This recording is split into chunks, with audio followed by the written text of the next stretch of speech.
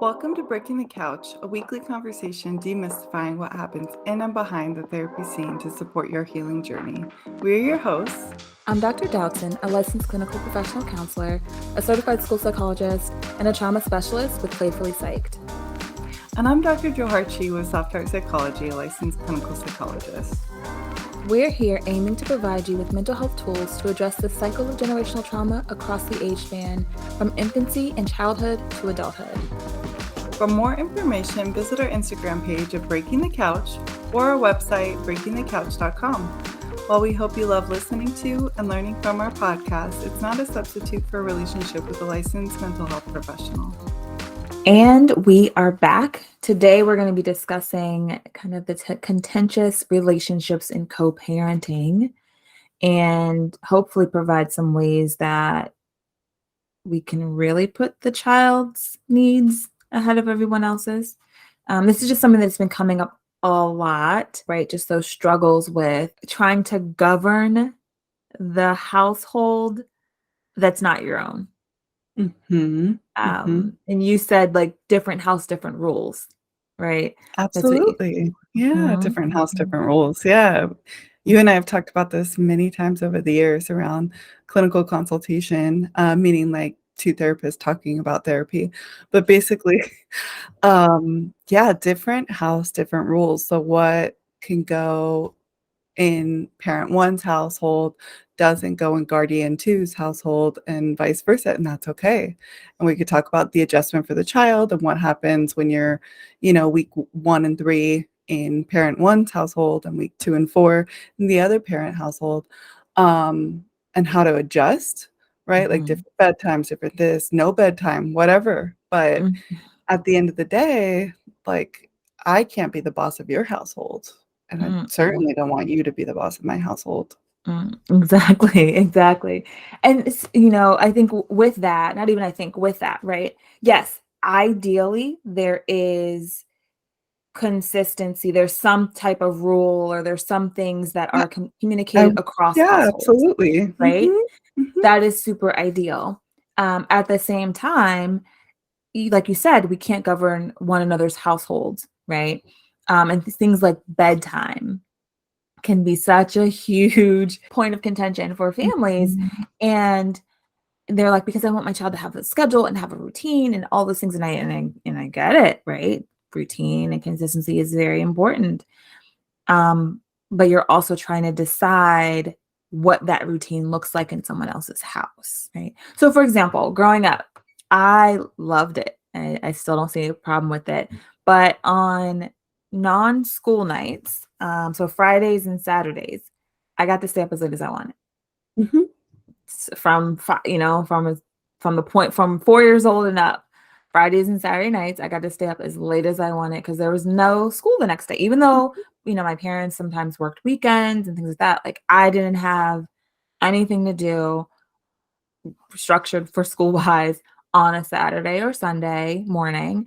And so I was allowed to stay up. So I didn't have a bedtime. I had bedtimes, on school nights. And other people had bedtimes, right? Like other friends and stuff, they had bed. And I was like, on a Friday?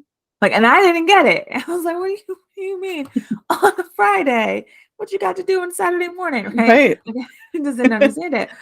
But I learned that, every household is different, right? And so when I would spend the night at someone's house, if I spend the night at someone's house and they had a bedtime, I couldn't be like, well, my house, I'll have a bedtime on Friday night, right? I better be getting in the bed when their child is getting to bed, right? And so it's kind of that same thing. While you have your values and some of those, it's great that they are spread across households. Some of those routine like things can't be.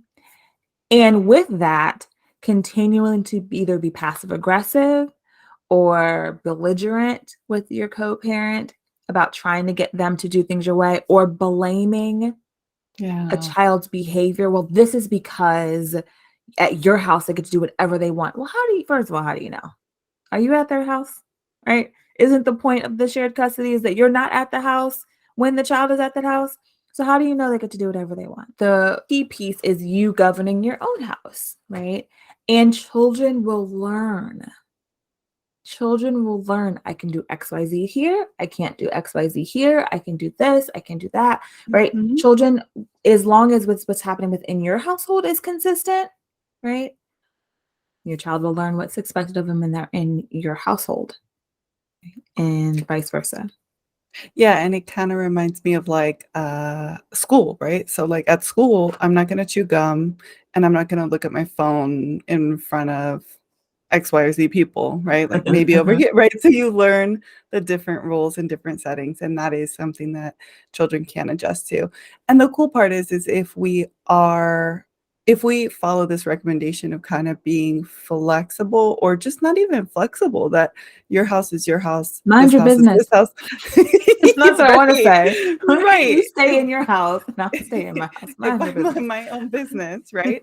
Then there is something that's super challenging, like diabetes or something like this, right? Then we have a little more room, hopefully, to come together on the stuff that is like not just, oh, I Non-negotiables. don't want them listening to curse words or up until 11 p.m. Mm-hmm. That kind of stuff might be able to be tabled, right? And like you Mm-hmm. mind your own business. But when it Mm-hmm. comes to stuff like diabetes or like stuff that you want to come together with the other guardian, then, All the things you need to, right? you Like you need said, like to. these Yes. urgent issues Yes. that do need consistency because it is about the physical or mental health care of the child. Mhm. Absolutely, right? There, like you said, might be some more flexibility or some more openness to be able to do that. I think also with contentious co-parenting relationships, it really is about, why are you communicating? Mm. Mhm. Because I find that the passive aggressiveness, the belligerent behavior, all those things happen around communication points that really didn't have to do with the child, right? Good So it point. didn't have anything to do with, we're not coordinating pickup or drop off, right? There isn't a school event or a childcare event that I needed to tell you about because your child will, our child will probably want you there. It's not an urgent situation where we're going away to the hospital or there's a doctor's appointment, right? It's these in between times. Why are we communicating again? Mhm. Right. Um, and so I think it's coming to an agreement that we will communicate about the mundane things like pick up, drop off, whatever we need to do about those things, and urgent issues, urgent safety and care issues. If what comes out of your mouth or what comes across your thumbs when you're texting isn't about one of those categories, Mhm. then probably don't send the message or don't make the statement, right? Because it's probably unhelpful to the co-parenting relationship. I think that is a great kind of boundary. Mhm. One of the tips I would tell families, especially someone if they've noticed that, like, oh, maybe I'm the one that's like always like blaming you're doing this wrong, or fix this, or if you only did this, um, is especially this happens a lot when people are texting each other or emailing each other, co-parents. It's kind of like making sure there's a delay. Mm. So Mhm. before you hit send, right, set up a delay for yourself, right? Set up a, I'm gonna type this out and then I'm gonna go to the bathroom. Set up, I'm gonna type this out and I'm going to go get something, go get some water. Um, I'm gonna, type this out and then there's gonna be some type of delayed period. Then I'll go back, I'll read it once over, make sure it's something that I still want to send. Does it fit one of those categories? And then hit send, right? That actually helps people, right, with that whole like impulse control of like, I'm just gonna hit Mhm. send. I'm just gonna, it's like, well, let's just build in the delay for you. Because maybe if you had a chance to reread it, right, you might not want to send it. You might be able to pick out and see that maybe this isn't the most helpful message I could be sending, or things I could be saying. Yeah, because if we're coming from a place of lots and lots of protectiveness, or even just like old stories from the relationship, then it could come out, like you said, like not even related to what is happening, and the drop off or the pickup or whatever, and be down a whole different path that you didn't want. Mhm. Mm-hmm. Exactly. I like Exactly. that pause. Building in the pause. Exactly. I love that. And the other thing is about remembering self-regulation. What I Mhm. mean by that, right, is are you feeling really intense emotions when you're talking or sending the message or whatever the communication method is?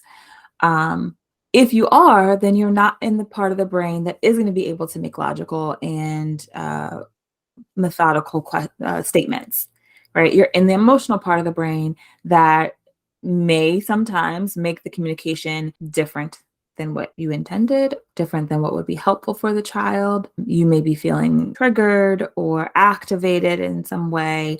And so, if you're dysregulated or feeling those intense emotions, it's probably not the best time to communicate about Mhm. anything, many things. Right, that's when, yeah, your frontal lobe, like the part of your brain that's going to help you like make those decisions, is going offline a bit, and you might notice your heart racing, your tension in your shoulders or your chest. You might notice kind of like uh lack of clarity in your mind, right? So Mhm, mhm, mhm. Exactly. And so because if you're noticing those things, those are good cues to be like, okay, this isn't the best time for me to be having this interaction or engaging in this communication. We bring that up because parental mental health or caregiver mental health, right, is directly correlated to child outcomes. mm, so important, So so important. crucial, yeah. And so often people jump that, right? They jump over that to Mhm, say, again, it's the bedtime over at their house, mhm, not dysregulation that you're feeling, making your child anxious and then making them a little bit more dysregulated or them having different behaviors between the two households. You haven't thought about the fact that maybe, is the fact that I'm always arguing with my co-parent directly having an impact on the child? Even if you're like, "Well, we mhm. don't argue in front of them." How do you think your mannerism or your body language changes when your child talks about being at their other house or when you have to go pick them up or drop them off? Like, what is happening for you internally? Because I guarantee it, or pretty come close guaranteeing the children notice. Of course. Oh my Mhm, gosh, of course. Of course, I could pick up on the energy, the body language, like you said, the tension, the quietness. All of a sudden, guardian, grandma, whoever is quiet, like, of course. mhm. The rigidity that sometimes Mhm. happens to your body when you're just like, try to fake it and make it right because Mhm. you are stuck in believing that your way is the right and only way. Mhm. And again, we are not talking about situations where one parent is abusive to the child or the child is in danger in Absolutely some not. way. Right. Mhm. We are talking about situations where the co-parents don't get along Yeah. Yeah. from whatever they had in their previous relationship or whatever's going on, but as adults, they don't get along, and not so much about the child is in danger in any actual way.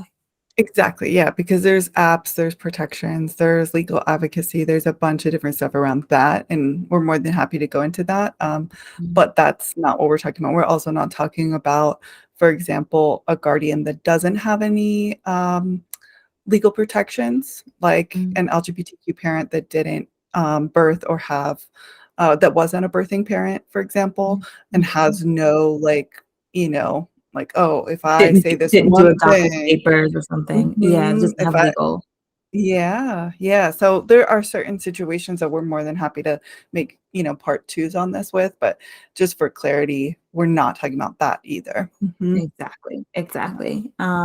Good, those really great points. Oh, co-parenting. I have, more to say about co-parenting, about what's to be said and not said in front of children, but it's a little off topic. One thing I'll just say, that's just burning in my mind, I can't close the episode without saying it, is, we'd never wanna say that child is reminding us of such and Oh, such parent in a yes. negative manner. I mean, probably in Mhm, no way, right? Like, you're just yourself, it's fine. mhm, But, like, that that particular, "Oh, you remind me of your dad," or, that thing can be really mhm. hurtful, because even if you go quiet and you don't share those things, if they are sensing the tension, if they are sensing that parent could be negative in certain ways, how does that hurt their heart? It does. So just that's the one thing I want to close with for co-parenting stuff.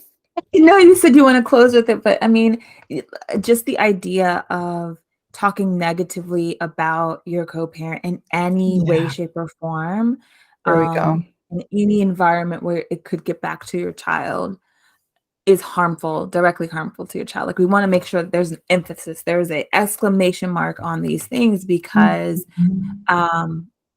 so often people forget we are part of our parents. We have their DNA, our biological parents, right? Yeah. We see ourselves in them. Okay. So if we as adults can do that, children are doing that too, and at a very basic level without nuance, right? And so it becomes a direct correlation. Well, if XYZ is bad, that makes me bad. If you're saying XYZ is, then I have no good in me, right? I'm not really Mhm. self-esteem, right?